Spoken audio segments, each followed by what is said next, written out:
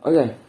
Hello, my name is Pandu Nugraha with last study number 42, and today I would like to explain about theory of translation. Translation is the process of transferring meaning from a source language into a target language. It is important to understand that translation is not only about changing words, but also about delivering the correct meaning, message, and intention from the original text.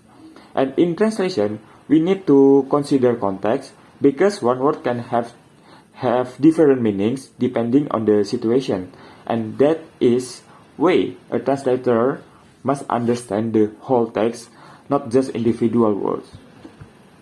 And in translation, we have a semantic meaning, which is the literal of dictionary meaning words, and the second is pragmatic meanings, which is the implied meaning based on context, and the third is speech aid, which focus on the speaker intention.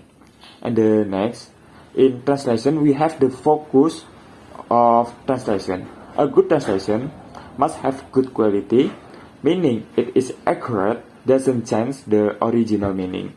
And the translation is also for the reader. Also, the translate must be clear and easy to understand.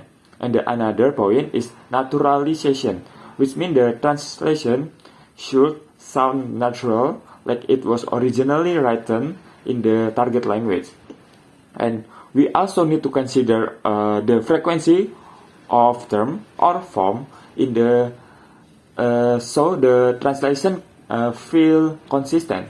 And then we must keep the truth the original text, meaning we should not add or reduce the important information.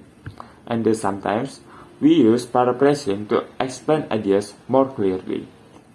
And the next is we must be careful with the jargon because the technical and specialized term may confuse the general readers.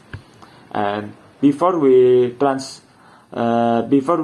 should do text analysis and doing translating, this includes reading and understanding the text carefully, identifying the purpose of the text, and knowing of the types of the text, and such as the narrative, descriptive, or academic.